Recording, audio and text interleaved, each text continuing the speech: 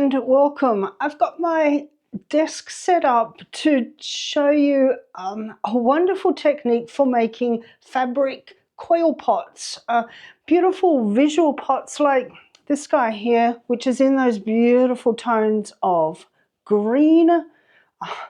Such a gorgeous organic feel to them, with their colors, with their scruffy tassels hanging out. To me, they're just perfect to make, and they're a great way to use up, once again, your old fabric scraps, any old ropes or bindings that you might have that you've had sitting in your studio, lots of wool, cottons. So hopefully you've got all the materials here that you will in your studio or in your craft area that you've already got to make these guys.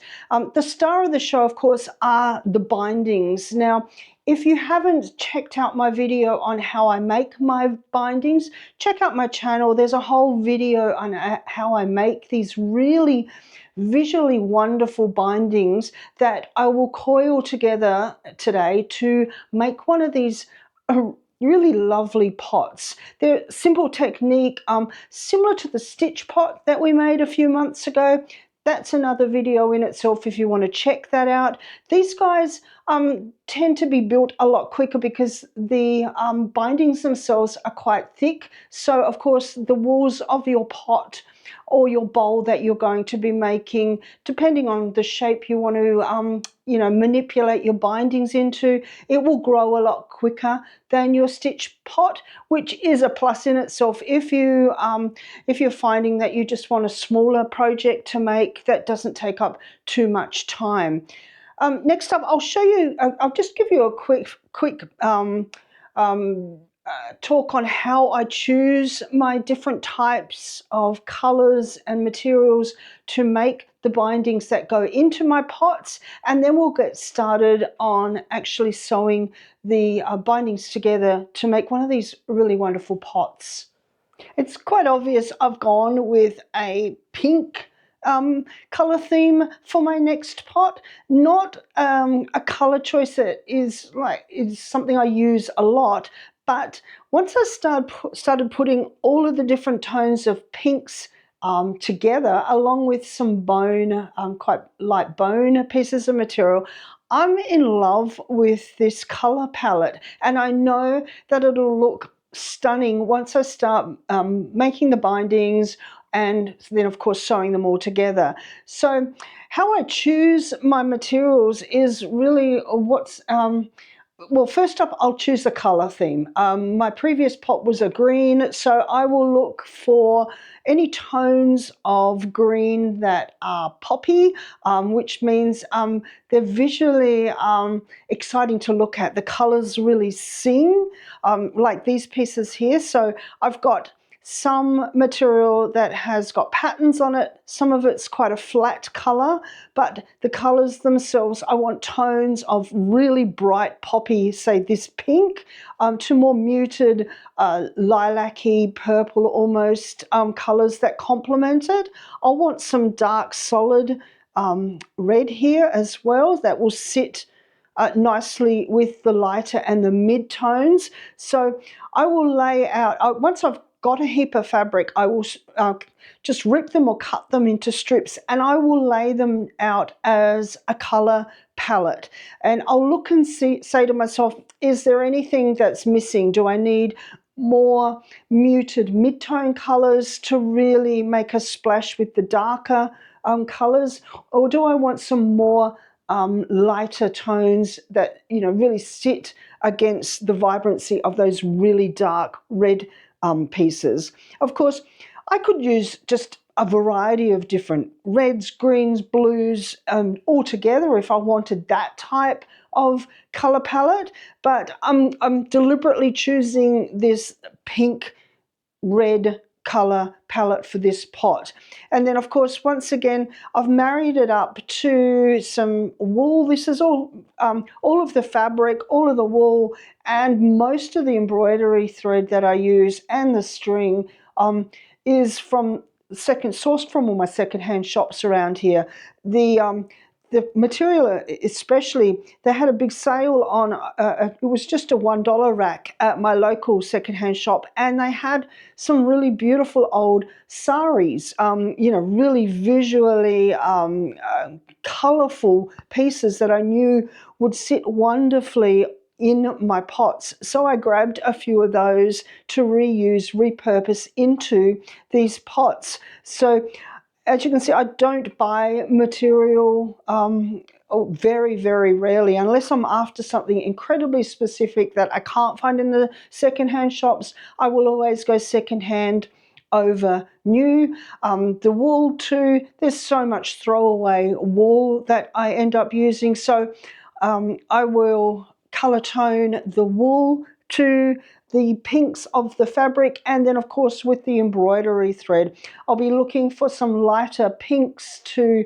bone threads to then make my bindings with, and I'm always after a really vivid colour to do all those stitches on the outside of my pot, kind of like this. I'll grab this green one here where I leave all of the threads, I deliberately leave them hanging, so I've got this really beautiful visual look on the outside of my pot, which I'll use this dark pink for.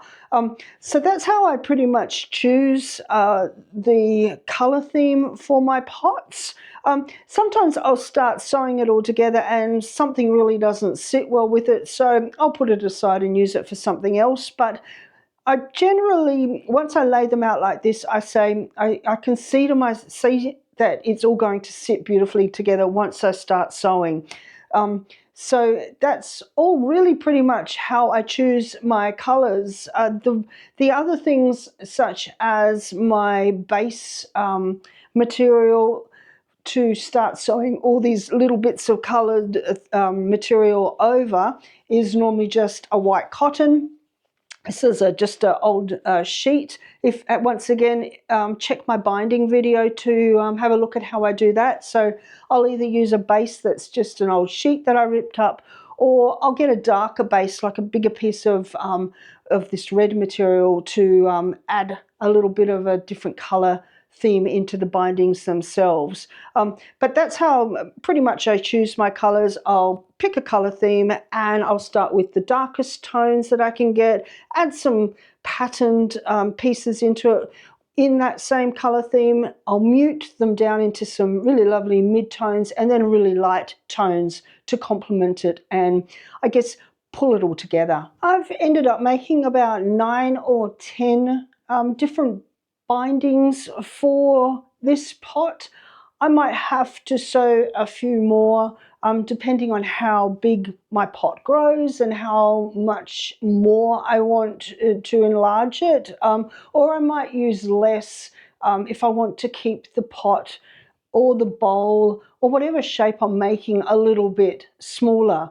All of the bindings that I've made for this pot either have a rope base, which I ended up pulling apart this old macrame wool. I think it was a pot hanger. I simply have been unraveling it and pulling it apart, and I've doubled it over like so. So I've got two pieces of thread to give it a little bit of thickness, and then I've started winding the wool around it. So it's either a rope based one, which I think these ones here, these little ones, that they're made out of the rope, this one here, or I've used material as a base for my bindings, either the white cotton material, which I tend to use, then I sew on a lot of the lighter pieces of fabric. So as you can see here, I've kept the theme quite light, or I've used a darker red as my base and then started sewing on some pieces of darker pinks and reds onto the fabric as well. So I've also, I guess I've made the bindings with the tones also in the back of my mind too. I want some darker toned bindings to make into coils, as well as some lighter ones. So I've got that variance of color in my pot itself. it's not a you have to do it that way. I just kind of like bunching together a whole heap of darker bindings and then move on and sew together some lighter ones just to create a nice bit of visual difference in the sides of my pots. So that's my bindings, which I will make into my coils to build up the sides of my pots. I'm using this darker embroidery thread to sew it all together. I want that visual contrast of not only the stitches but then the overhanging pieces of the embroidery thread to show through on my sides to give it a nice scruffy look. You don't have to have that scruffy thread look that I love so much. You might like to snip yours down, after the knot. I'll show you here, after the knot I leave quite a overhang, a nice little I'll see if you can see it, nice longer piece of thread, and that will show on the outside of my pot, which I like so much. But as I said, you don't have to do that. You can keep your threads quite short so you don't have that scruffy look. So what I do now is I will just start sewing it all together, making some coils out of these bindings and sewing it as I go.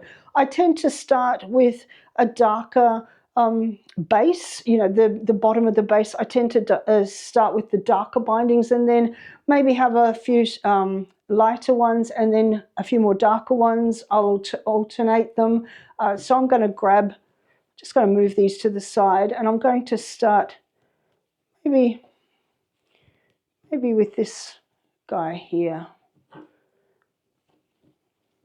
So you can see some of the bindings are quite long, some are a little bit shorter. It really does, that one's even quite short. He might actually start as a good base too. I might have a go with him. It really doesn't matter the length of your bindings. We'll just keep sewing them together anyway. So, long or short, it doesn't really matter. Now, the process is pretty much the same as when I made a stitch pot. I'm either going to decide, do I want a nice circle for a pot, the base of my pot, which will then, of course, inform the shape of my pot itself, like so. So do I want that kind of shape at the start, or do I want to maybe have it longer like this, make a deliberate rectangle to sew together? So like so. So then you're starting with a rectangle base. I think because I did my last stitch pot as a rectangle, I'm going to start this one as a circle. Given the fact that all of the pieces of material that I've sewn on aren't all exactly the same, some of them are lumpier, some of them are quite chunky, the material. I know it's not going to be a perfect circle anyway, and I'm quite okay with that because I'm not after a perfect shape. So what I'm going to do, just pop him in camera for you, is simply grab I've got a thicker embroidery needle with quite a thick, a wide eye on it because this embroidery cotton is a little thicker. I've got it doubled and I've got the knot and of course a lot of overhang, which what I want to keep for that nice scruffy look. Now I'll try and make him into a circle, maybe like that. And then I'm just going to use the first few stitches to randomly sew it together so that circle sort of stays put. So I'll stitch it anywhere. I'm not too fussy about where the stitches end up, but I do want to keep that circle shape. As you can see, these are quite easy to sew through, especially the ones that I've made with this macrame rope. The rope is quite soft, so the needle is quite easy to pull to put my needle through. So I'm just going to start stitching it together, like so, joining them up together.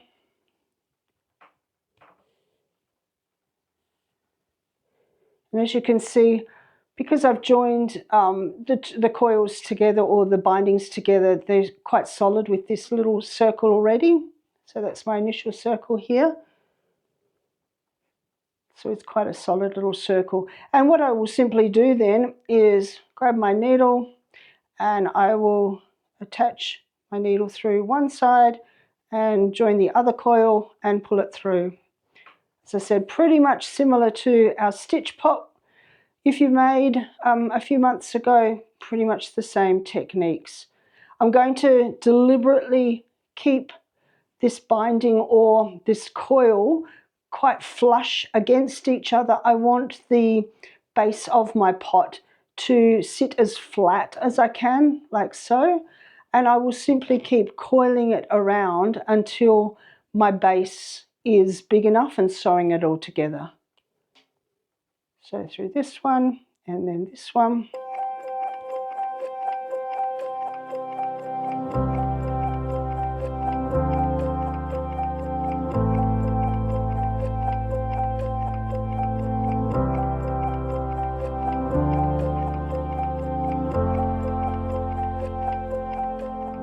Another good trick is, as you're growing that coil, just keep flattening out the bindings as you go, so it stays quite flat, because it does have a tendency to want to curl sometimes. So you do have a little bit of, I guess, say in the manipulation at this stage on where you want your coils to sit. I mean, sometimes it's nice to let them take whatever form that they like, but at this early stage, I want to keep my base quite flat.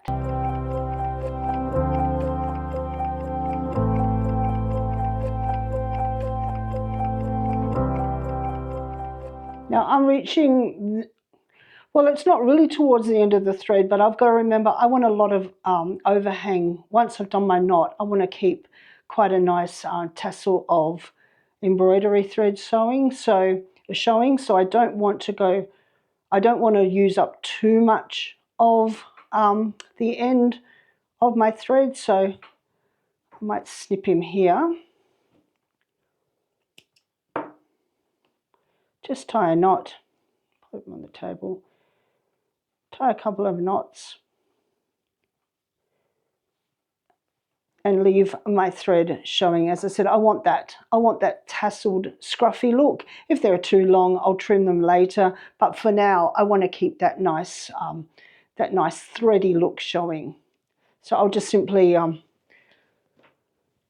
thread the needle again and continue on.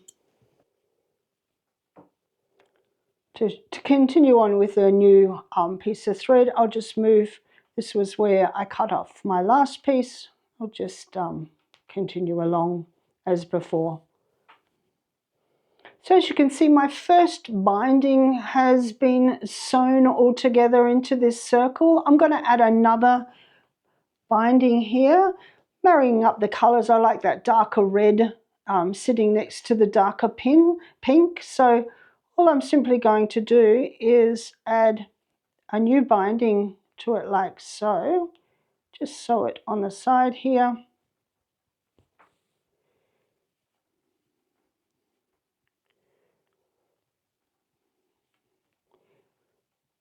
So he's sewn onto the outside edge, and then I'm just going to add a few little stitches to join them up here. So make sure you can see them here. So I'm just a few stitches just so I can join them together there, and I know that they're nice and tight together and they're not going to leave you know, any gaps or anything in my pots. Just a couple of stitches so they're joined this way, and then I'll start again joining it to the bottom. So it's as simple as that, just to add another new piece of binding and continue on as before.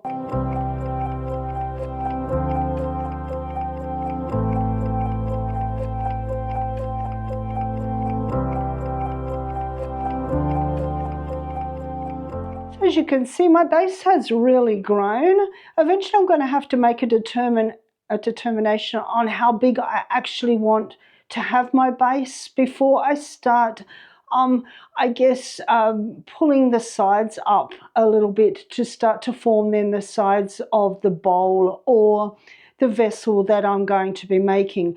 But I guess it comes not only with practice and experience. You sort of get a feel for it and say, you know what, I kind of like, if I just did a little mock circle, I kind of like maybe that size for my base, and then I can pull up the sides. Or I could say to myself, you know what, I want a smaller base, and then my sides can start to grow up from here. So really it's just a determination that you make for yourself on when you want to start sort of moving those coils or these bindings up a little bit, so it starts to form a bit of a curve going upwards rather than keeping them flat to make a flat base. So for example, if I say to myself now, okay, the bottom of my vessel is large enough, let's have a look, it's nice, quite nice and flat, I might start moving the bindings up in a direction that sort of encourages them to go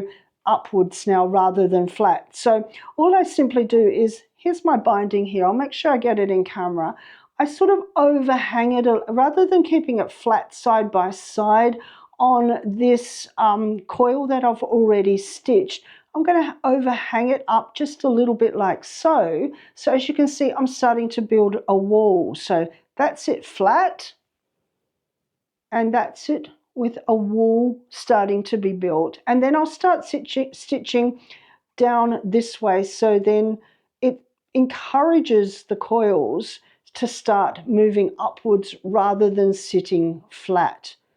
And it's a simple matter of that. So exactly the same method, but I guess I'm encouraging, I'll see if I can get it, make sure I get it in camera, I'm encouraging those coils to sit above the bottom of my base rather than sitting flush with it.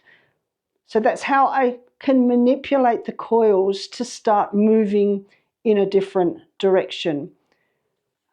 I'll continue to sew along like this now. And I'm going to finish off this thread because as I said, I want that bit of overhang. But you can see already it's starting to pull up. So there's the bottom of it, and already it's starting to form a little bit of a wall. So that's the time I guess I'm telling it what I want to do. I want you to start sitting up, and I want you to start creating this wall shape for my pot or my vessel that I'm making. So as you can see, it's coming along really well. I added another length of binding to it. So the wool has probably about 3 coils high now. It's really starting to take on a bowl shape. I guess I start asking myself, do I want to continue flaring it out so I've got a wider rimmed bowl? The higher it gets, the wider the rim.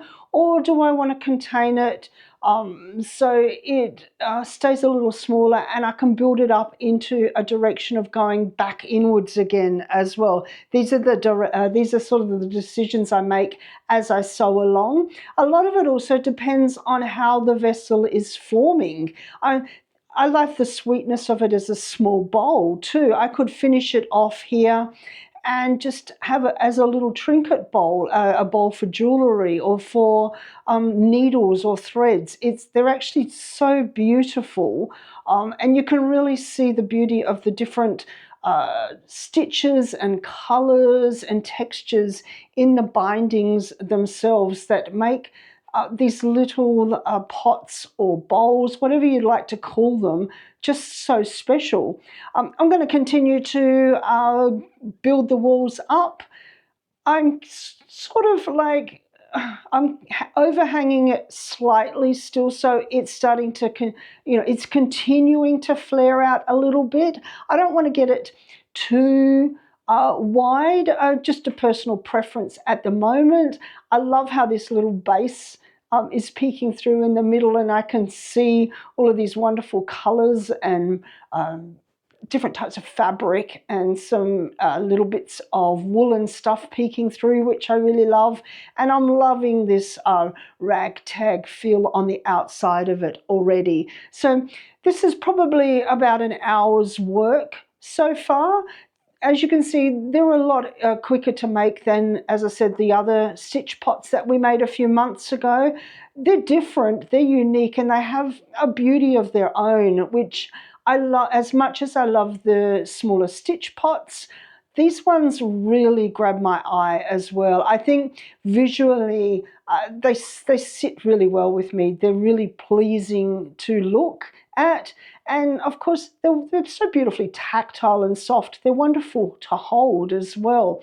So as I said, I'll keep building up the walls of my pot vessel, see what it looks like as it gets a little higher. As I said, I'm on the third piece of binding at the moment. I've attached another one, and I'll just let it progress and see what happens.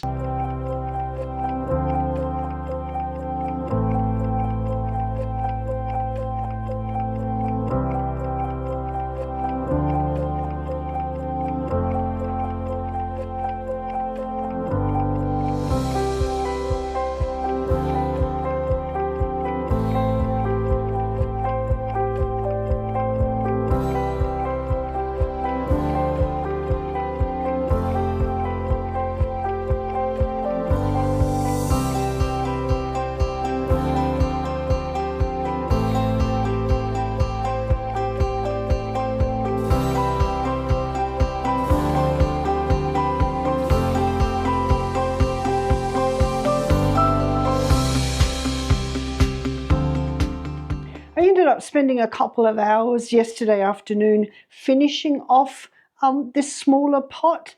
Absolutely loving the shape, the feel, the colours, the texture of it. I still had 3 lengths of bindings left after I had finished this guy, so I thought I would start a smaller one, a more of a bowl-shaped one with the 3 bits of binding that I had left, and I would give you a close-up look at how I end the actual pot themselves or the vessel themselves once I've finished all the bindings and I'm liking the shape and the size of it.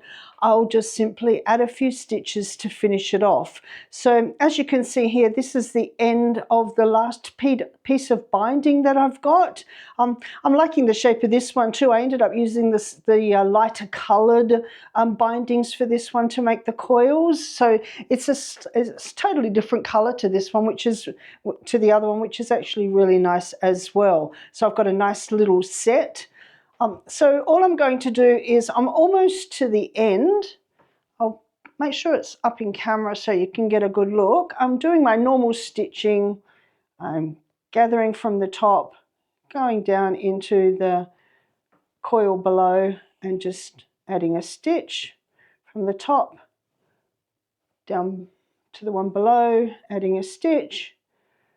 These are nice soft, easy bindings to sew through because they're just the rope that the wool has been wrapped around. If you're doing binding sometimes and you've got fabric in the inside of the binding, sometimes the bits of fabric, especially if it's a polyester or a nylon fabric, is quite hard sometimes to push the needle through. So you've got to juggle around a little bit and find an easy spot to insert your needle. But I don't have that problem here because, as I said, it's just the ropes with some wool wrapped around it, which is nice and easy. So as you can see, I'm almost to the end. I'll do another one down.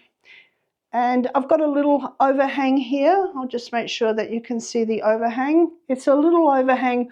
All I simply do is add a few more stitches to that overhang to make it sit a little flatter. Now, of course, I'm always going to have a raised edge there where the last piece of coil finished or the last piece of binding finished. I mean, the beauty of these pots or bowls, they're irregular shapes.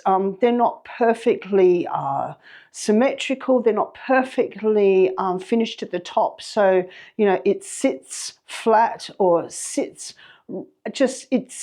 particularly straight. I like the irregularity of it, the organicness of these bowls. That's what really draws my eye to them. I'll add another stitch.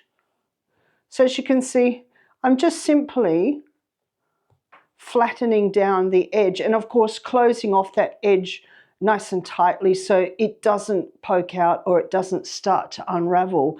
And I'm going to simply cut it off, add my knot to it, and this little bowl is finished as well.